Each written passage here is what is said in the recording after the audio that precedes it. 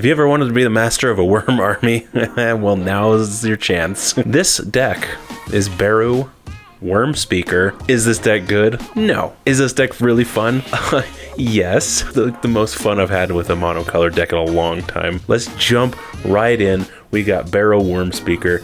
Gives your worms 2/2 and trample, and you can pay 8 mana to tap it to make a 4/4. But that ability costs X less, where X is the greatest power among worms you control. And as you can see, that's going to be very easy to abuse, especially with that +2/+2 effect. So we got our bread and butter here. We got lots of worms. It's just worms, basically. Balustrade Worm can't be countered, trample, haste, and return from the battlefield from the graveyard with Delirium. Battering Worm's got Bloodthirst 1, and creatures power less than it can't block. So immediately already once it's out, it's going to be a 6/5, and then creatures with power 6 or less can't block it. It's Beanstalk Worm lets you play an additional land, which really helps because of all these high mana values, and it's a 5/4 with reach. Bellowing Tangle Worm, this one's really good.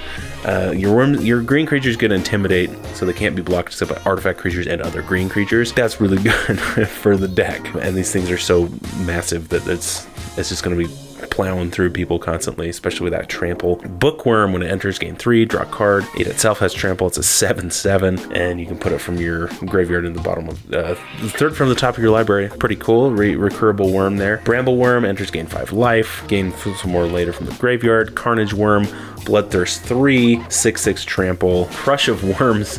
This just puts 3 6/6 worms into play. Oh man, it's fun. I'm so excited about this deck. Oh yeah, thank you Draco so much for actually suggesting this kind of a deck. I've made some tweaks to his original version, but he comes with some really cool stuff. Emergent Woodworm, 4/4 backup 3. So back up, and then they get that ability. When it attacks, load top X, where X is this creature's power, basically. Put a permanent with mana value X or less onto the battlefield from among them. Elfheim Worm, Vigilance Trample. Elder Scale Worm is really neat. As long as your life you have 7 or more life, damage that will reduce it to 7 reduces it to 7 instead. So you just stay at 7 life, and if your life is less than 7 and it enters, your life becomes 7.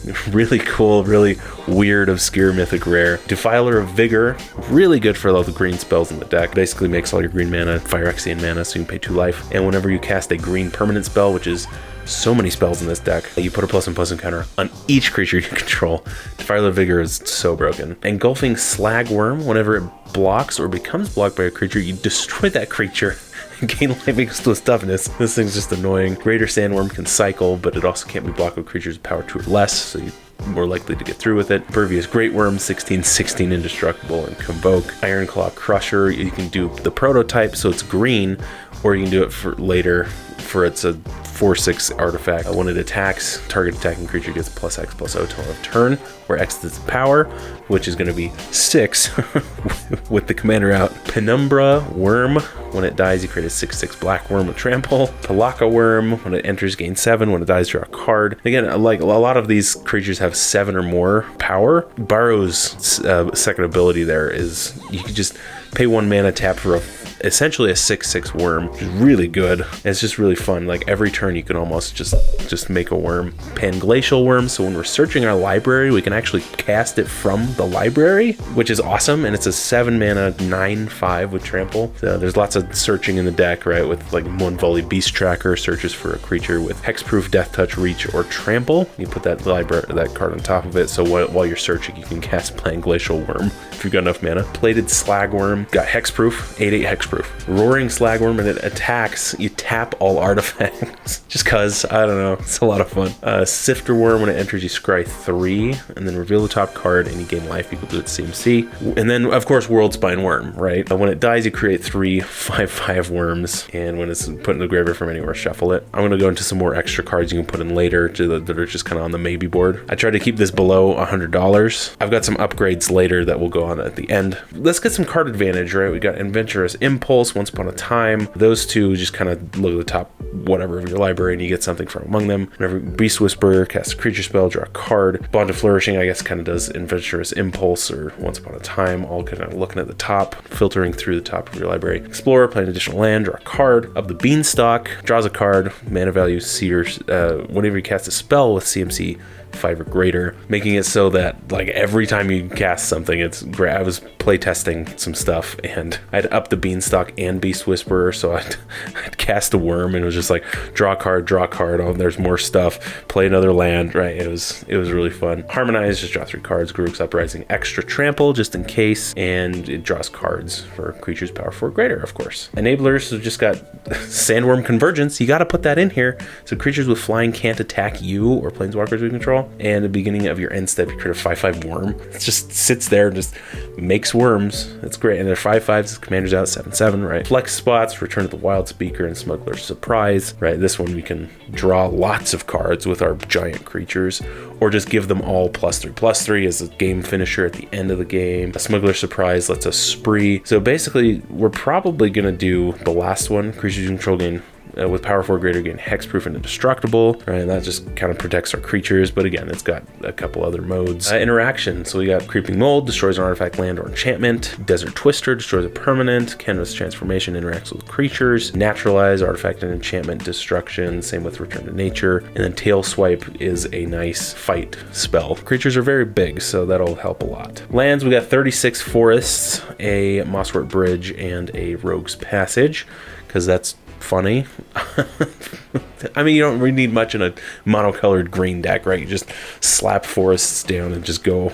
More value, we got Reincarnation. Choose target creature. When it dies, you return a creature from its owner's graveyard to the battlefield under its owner's control. Oh no, our thing's gonna die. Let's return whatever it is from our graveyard and just swap the Wurm, and that's kind of a little bit of protection too. Lure of Prey, so if an opponent casts a creature spell, we can put a green creature from our hand into play at instant speed. So like they play a creature and we're like, ha, there's a World Spine Wurm. You know, it's funny. That's a cool card. And then Become the Avalanche. This thing's crazy. This thing goes so hard. Draw a card for each creature you control with power 4 greater, which is almost all of them. And then creatures you control +X on the turn, where X is the number of cards in your hand. So you just draw a bunch of cards, give all your things a giant Anthem boost, and just freaking swing hard. I'm so excited about this deck. So, you have no idea how excited I am. Protection, of course, we got Fog, Withstand Death, so we give our commander indestructible for a turn, or Rapid Vigor. We regenerate each creature, so if somebody does a board wipe or something, and be like, oh,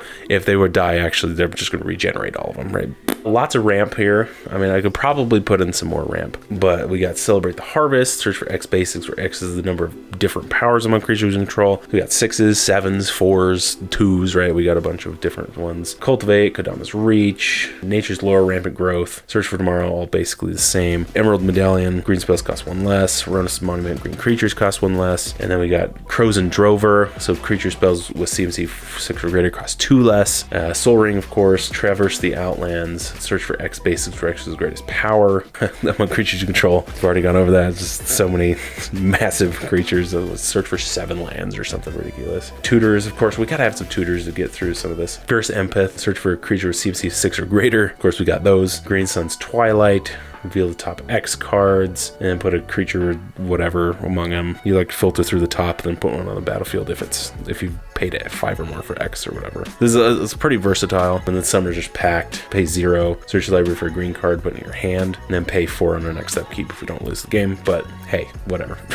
So yeah, considering board here, so if you want more protection, you got Heroic Intervention, of course, but that's, $14. Green Sun Zenith, that's awesome too as well. Urza's Incubator is also very expensive. Make your worms cost 2 less. Of course, this helps immensely. And then Worm Coil Engine, you gotta have Worm Coil Engine. Of course, this is another expensive one, so just extra worms.